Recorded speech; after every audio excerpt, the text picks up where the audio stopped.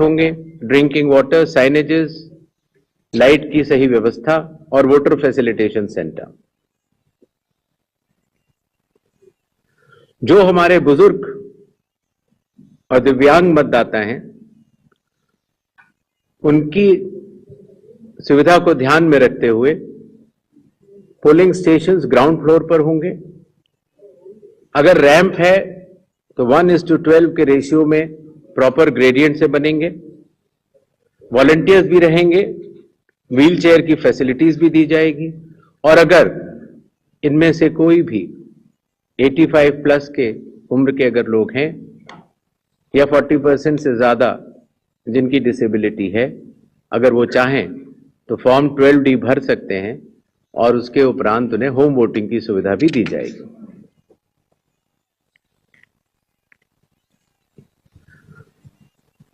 बिहार के दौरे पर चुनाव आयोग ने जिला मजिस्ट्रेट्स को, सुपरिंटेंडेंट्स ऑफ पुलिस को और सभी एनफोर्समेंट एजेंसीज को सख्त निर्देश दिए हैं, zero tolerance to any violence, no scope for any kind of intimidation or threat to voters or candidates. CAPF will be deployed adequately and in advance as a confidence building measure.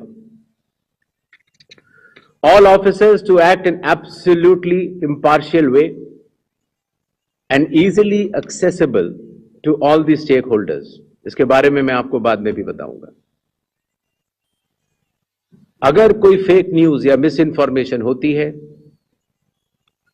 खास तौर से social media या किसी भी और platform पर, तो उस मिस इन्फॉर्मेशन को काउंटर किया जाएगा और स्ट्रिक्ट विजिल रखी जाएगी सारे चेक पॉइंट्स पर, जिससे कि ड्रग्स, लिकर और कैश का इलीगल ट्रांजैक्शन ना हो पाए।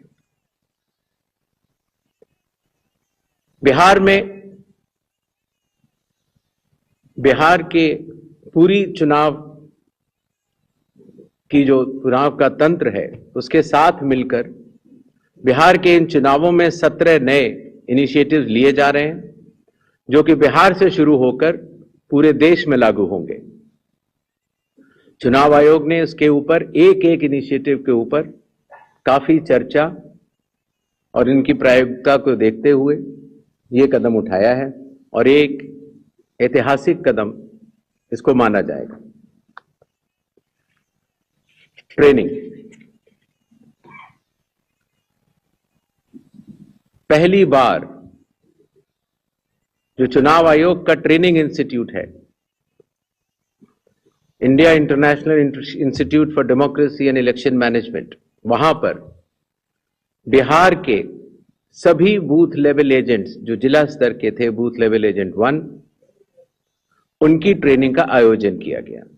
इसी तरह से अब जहां जहां चुनाव होंगे वहां वहां बूथ लेवल एजेंट्स 1 की भी ट्रेनिंग IIIDM द्वारिका में की जाएगी। जो बूथ लेवल ऑफिसर्स होते थे, पहले उनकी ट्रेनिंग या तो विधानसभा स्तर पर हो जाती थी या कई बार जिला स्तर पर।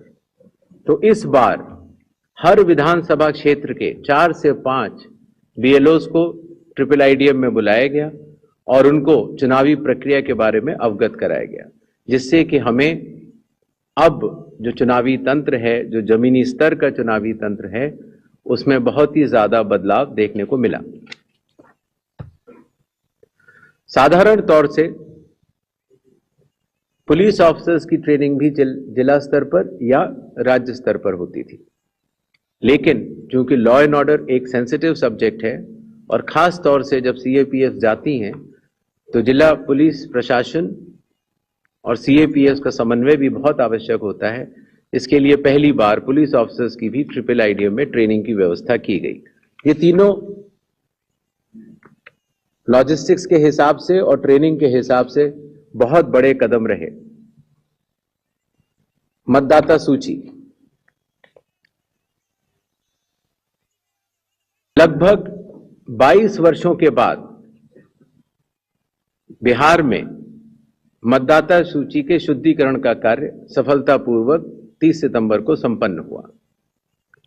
लगभग सभी राजनीतिक दलों ने यह मांग की थी कि मतदाता सूची में काफी त्रुटियां हैं और इसको मद्देनजर रखते हुए यह कदम उठाया गया। हालांकि सोशल मीडिया पर इसके बारे में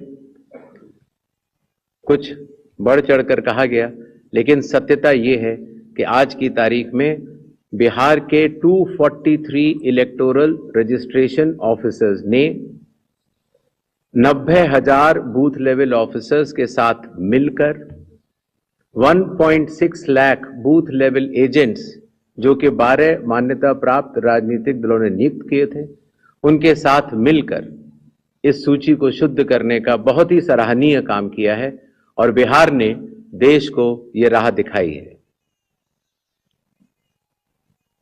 चूंकि विशेष गहन परीक्षण में काफी मेहनत जमीनी स्तर के अधिकारियों को करनी पड़ी, तो जो रिन्यूमरेशन था, जो बीएलओज का था और जो बाकी अधिकारियों का था, उसको भी कई वर्षों के बाद बढ़ाया गया और खास तौर से ईआरओज और एईआरओज का ऑनरेरियम तो पहली बार दिया गया।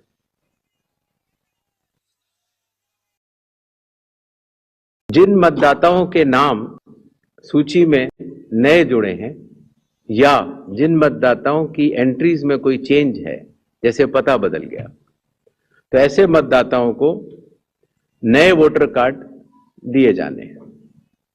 चूंकि पहले कई दिनों तक या कई बार महीने लग जाते थे वोटर कार्ड मिलने में, इसीलिए चुनाव आयोग ने सभी एजेंसियों के साथ मिलकर यह एसओपी बनाया कि किस तरीके से 15 दिन के भीतर मतदाताओं के हाथ में इलेक्टर फोटो आइडेंटिटी कार्ड, जिसको सामान्यतः वोटर कार्ड कहा जाता है, वो उनके हाथ में आए।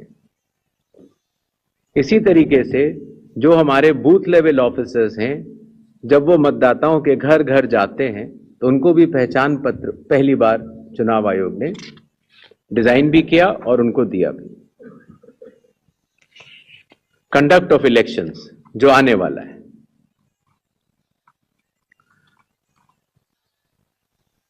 देश की प्रगति को ध्यान में रखते हुए और खास तौर से बिहार की प्रगति को ध्यान में रखते हुए लगभग काफी मतदाताओं के पास मोबाइल होते हैं और उनको इस बात की समस्या रहती थी कि हम मोबाइल लेके अगर घर पर छोड़ के जाते हैं तो दिक्कत होती है और लेके जाते हैं तो हम कहां उसको रखें, क्योंकि मोबाइल फोन पोलिंग स्टेशन के अंदर अलाउड नहीं है। इसलिए एक नई व्यवस्था बनाई गई जिससे कि पोलिंग स्टेशन के कमरे के ठीक बाहर कोई भी मतदाता अपना मोबाइल फोन जमा करा सकता है, अंदर जाके अपना वोट डाल सकता है और बाहर आने के बाद अपना मोबाइल लेके घर जा सकता है।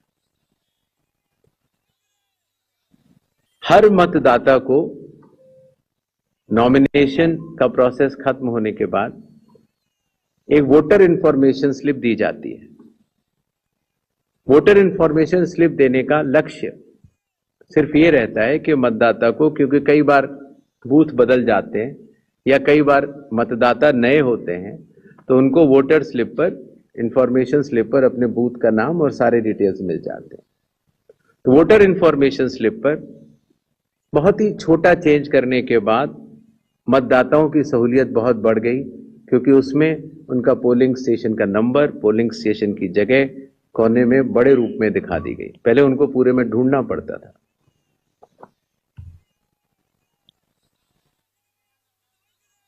चुनाव आयोग की लगभग विगत कई वर्षों से एक एक करके एप्स बनती चली गई और लगभग 40 एप्स आज की तारीख में चुनाव आयोग के पास है। तो इन सबको एक जगह समन्वित करते हुए, क्योंकि हर मतदाता या हर स्टेक होल्डर हर 40 ऐप को डाउनलोड नहीं कर सकता, तो ईसीआई नेट जैसी मदर ऑफ ऑल एप्स एक लक्ष्य रखा गया और ईसीआई नेट में अब धीरे धीरे करके सारी एप्स आ चुकी हैं और इसका प्रोग्रेसिव इंप्लीमेंटेशन भी वन स्टॉप डिजिटल प्लेटफॉर्म के रूप में बिहार से शुरू होगा। पोलिंग स्टेशन में मैं आपको बता चुका हूं, जिससे कि क्यूज लंबी न हो और मतदान के समय में मतदाताओं को सहूलियत भी रहे और खास तौर से मतदान के आखिरी घंटों में ज्यादा भीड़ न हो, इसके लिए संख्या 1200 निर्धारित की गई।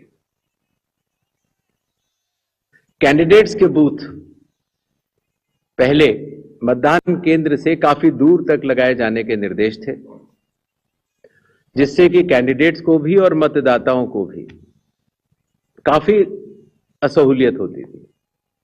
और इसीलिए जो पॉलिटिकल पार्टीज के संग जमीनी स्तर पर ईआरओस की मीटिंग हुई, डीएम्स की मीटिंग हुई, सीईओस की मीटिंग हुई, उनसे मिले सुझावों के अनुरूप लोक प्रतिनिधित्व कानून के अनुरूप 100 मीटर की दूरी तक हर कैंडिडेट अगर चाहे तो अपने बूथ्स लगा सकता है। चुनावी प्रक्रिया पारदर्शी हो, उसकी पूर्ण निगरानी हो, ईआरओ भी उसको देख पाए और कोई भी अगर गलती पाए जाए तो उसके खिलाफ एक्शन भी लिया जा सके। इसके लिए पहले लगभग 50% प्लस पोलिंग स्टेशंस में वेबकास्टिंग होती थी और अब इसको 100% पोलिंग स्टेशंस में लागू कर दिया गया है, जिससे कि निगरानी तंत्र के लिए सुगमता होगी।